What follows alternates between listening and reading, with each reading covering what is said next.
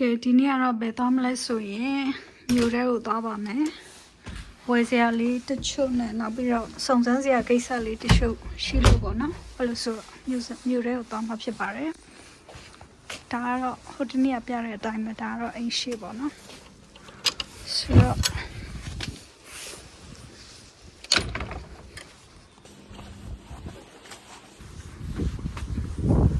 ရှာဒီလိုလည်းအေးလိုက်တာမနေ့ကသူကနှင်းကြနေရနှင်းနဲ့မိုးနဲ့အယောပေါ့နော်မနေ့ကနှင်းနေကြတခါမှဒီမျိုးမှာနှင်းမကြဘူးဒါပေမဲ့မနေ့ကတော့နှင်းမောင်တိုင်းရှိလို့ဒီမှာနှင်းကြရပေါ့နော်အဲ့လိုဆိုရာသီဥတုကလည်းအရင်အေးတယ်ဒါတော့ကျမတို့နေတဲ့လမ်းပေါ့နော်ရက်ကွက်ကအိမ်လေးတွေပေါ့ဒါလေးတွေအခုသွားနေရင်လည်းဒီဗီဒီယိုရိုက်ပြသွားမယ်နော်ဒီကအိမ်ပုံလေးတွေကဘယ်လိုရှိလဲနောက်ပြီးတော့ဒီရက်ကွက်ဆိုလို့ရှိရင်သူကတောင်ကုန်းပေါ်မှာဆိုတော့ဘယ်သွားဒီတောင်ကိုတက်ရတယ်တောင်တက်ပြီးတော့မှတခြားနေရာရောက်တယ်ပေါ့နော်တောင်တက်ပြန်ဆင်းလိုက်တက်လိုက်နဲ့ဆိုအိမ်လေးတွေကဒီလိုပဲခြံစည်းရိုးလေးတွေဆိုနေတေးသေးလေးခြံရှိရဆိုရုံလေးပဲသူတို့ခြံခတ်ထားပေါ့နော်ဒါဆိုလမ်းမှာဘယ်သူမှမရှိဘူးဒီနေ့ဆို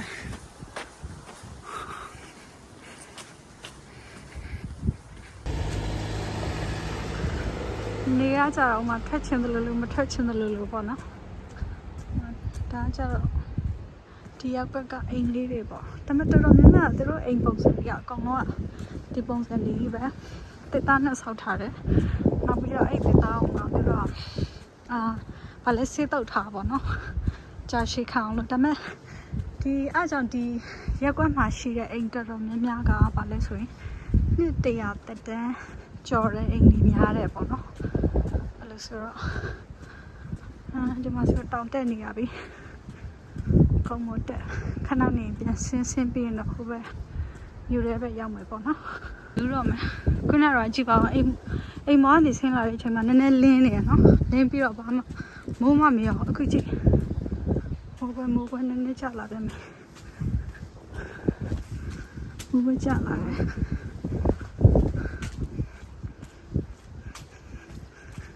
ဟိုဘက်ချနေနေကြည့်ဒီမှာနေပူနေရနော်နေလည်းနည်းနည်းသားနေရလေးတိုင်းနေအယူလို့ပဲပြင်သူမဟုတ်တဲ့အတိုင်းပဲနေသားပြီးတော့လင်းထိန်ပြီးတော့ဘာမှမရှိဘူးဖြစ်သွားပြန်ရောမိနစ်ပိုင်းအတွင်းမှာပဲဆိုတော့ဒီချန်ဆိုရင်ဆေးတုပ်ထားပြီးပြီတွေ့လားဖြူနဲ့အနီနဲ့ဆိုတော့လာတယ်ပေါ့နော်ဒီဟာကျတော့ဘယ်လန်းလဲဆိုလို့ရှိရင်အဲ့ထိတ်နားမှာလော့ကောက်တစ်ခုရှိရပေါ့နော်ဒီလမ်းကိုတက်သွားပြီးလို့ရှိရင်ဟိုးနာမဲလေးအဒီယာလေးတွေ့လားအဲ့လမ်းကြားလေးကိုတက်သွားလို့ရှိရင်အဲ့မှာ trekking နေရှိတယ်အဲ့ trekking တိုင်းတက်သွားလို့ရှိရင်ဟိုဘက်တောင်ထိပ်မှာလော့ကောက်ရှိတယ်ဒီတားကျတော့ Mount Victoria တောင်ကိုခေါ်တယ်ပေါ့နော်ခုနကတောင်ကိုတက်လာရနော်ခုနကအကောင်းလေးနဲ့တက်လာတယ်အခုဆိုဆင်းနေရတယ်အခုဒီမြို့ထဲကိုသွားတဲ့လမ်းပေါ့နော်ဒါဆင်းနေ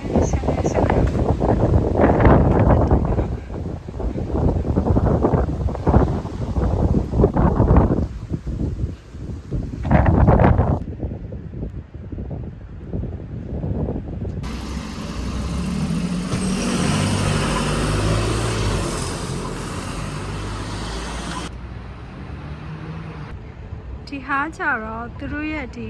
ရုပ်ရှင်ရုံပေါ့နော်ရုပ်ရှင်ရုံကအရင်ကြီးမကြည့်ဘူး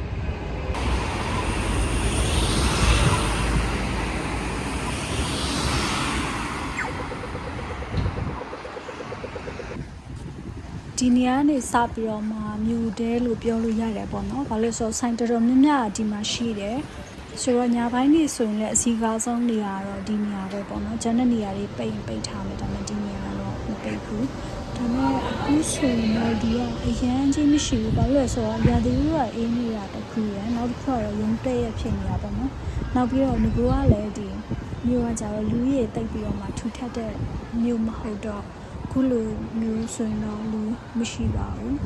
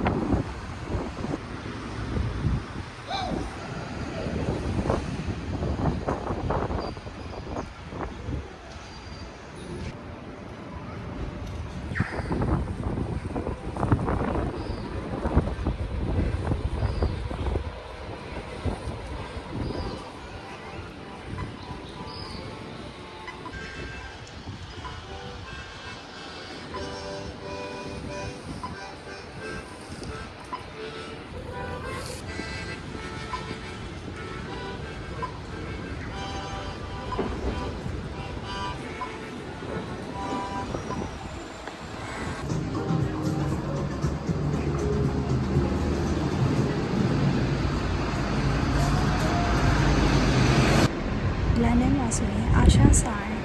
တစ်ဆိုင်ရှိတယ်အဲဒီအာရှဆိုင်ကိုရီးယားဖွင့်ထားတဲ့အာရှဆိုင်မှာဆိုရင်ဒီ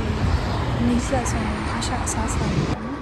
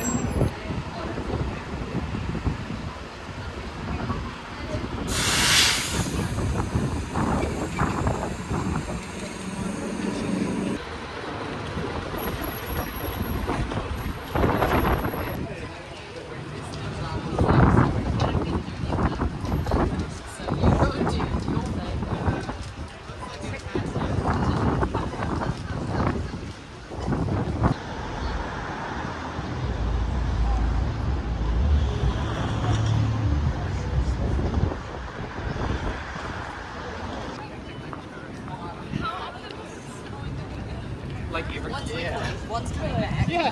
One is bleeding.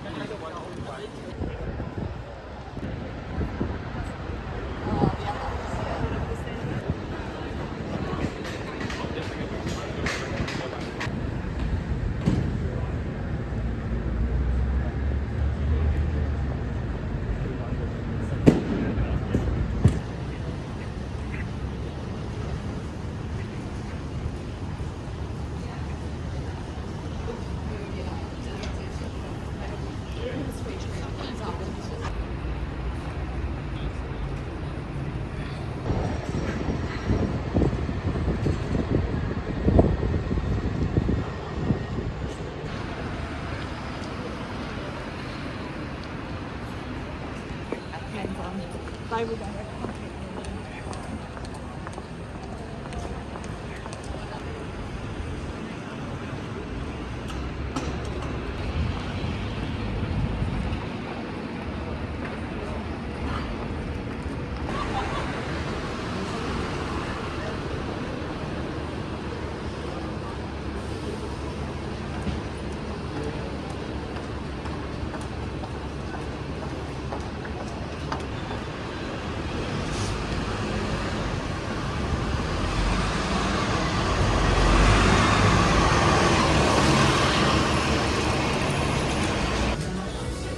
ဒီဟာတော့ဆိုင်တစ်ဆိုင်နဲ့ဝင်ပြီးတော့ကိုကြည့်တည်ကြည့်ပေါ့နော်ဘာမှမလုပ်ဘူး ရှောက်ထွက်လာခဲ့ပါမယ်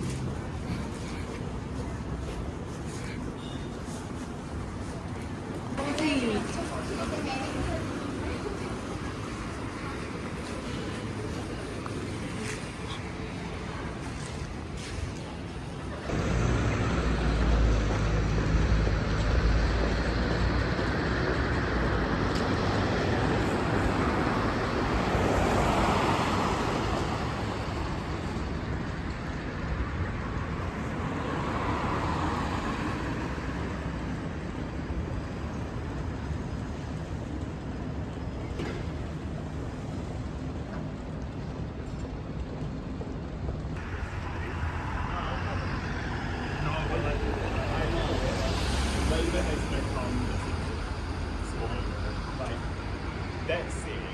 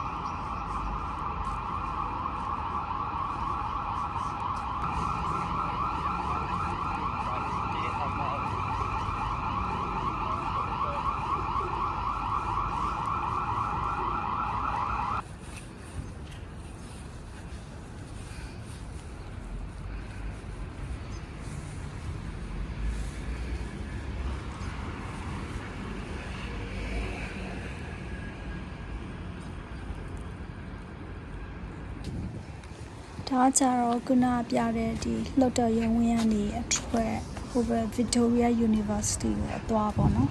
လှုပ်တော်ရုံနဲ့ Victoria University ကဟိုဘက်ဒီဘက်လမ်းရဲ့ဟိုဘက်ဒီဘက်ပဲချားတယ်သူတို့နှစ်ခုကဒီဟိုပေါ့မျက်စောင်းတို့ပေါ့ဟိုဘက်မှာလှုပ်တော်ရုံဆိုရင်ဒီဘက်မှာ Victoria University ရှိတယ်တစ်ခုနဲ့တစ်ခုလှမ်းပြီးတော့မှမြင်နေရတယ်ပေါ့နော်အဲ့လိုဆိုတော့ဒီVictoria University ကျတော့တိတ်ပြီးတော့မှ campus ကတိတ်မကျယ်ဘူးအဝင်းဝိုင်းတိတ်မရှိဘူးအဲ့လိုဆိုတော့တကယ်လို့များကျောင်းသားတွေဒီအနီးနားဆုံးဒီချမ်းပန်းချံကိုတွားကျင်နေဆိုတော့အဲ့လွတ်တော်ရုံဝင်တွေကိုတွားကြအောင်ပေါ့နော်တွားပြီးတော့မှနေရသည်ဆိုရင်အဲ့မှာမြခင်းစိမ့်ပေါ်မှာထိုင်ပြီးတော့မှသူတို့အေးဆေးစာကြည့်ရတော့နောက်ပြီးတော့မှတငယ်ချင်းတွေနဲ့အစုဖွဲ့ပြီးတော့မှစကားပြောနေကြတာတို့ဘာလို့လဲရှိတယ်ပေါ့နော်ဒါပေမဲ့အခုကတော့မိုးရသည်ဆောင်းရသည်ဖြစ်တဲ့အတွက်ကြောင့်မလို့ရာသီဥတုကလည်းအေးတယ်ဆိုတော့ဒီဘယ်သူမှမရှိဘူးတော်တော်များများကတော့နွေရာသီမှာနေတာတဲ့အချိန်တွေဆိုလို့ရှိရင်သူအဲ့မှာနေပူကြတယ်စိတ်နဲ့ထိုင်ပြီးတော့မှ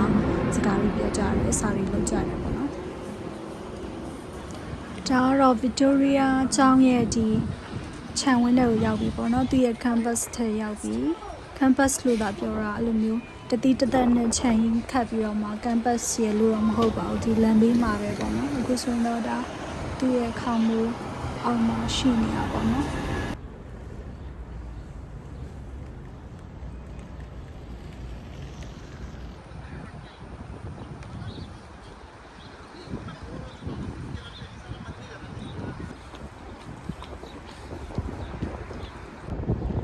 ဆိုတော့တခုကောင်းတာကတော့ဒီကျောင်းရှိတွေဟိုဘက်ဒီဘက်ချမ်းမှာဆိုရင်ဘတ်စကားမှတ်တိုင်ကြီးတွေရှိတယ်ပေါ့နော်အဲ့လိုဆိုတော့ကိုကလည်းဒီနေ့တနေ့အတွက်ကတော့လမ်းလျှောက်တာလည်းမောသွားပြီဆိုတော့ဘတ်စကားစီးပြီးတော့မှပြန်လိုက်ပါတော့မယ်ဘတ်စကားစီးနေမှာလမ်းတစ်လျှောက်လုံးကတော့ဒီအကုန်လုံး record လောက်ထားလိုက်မယ်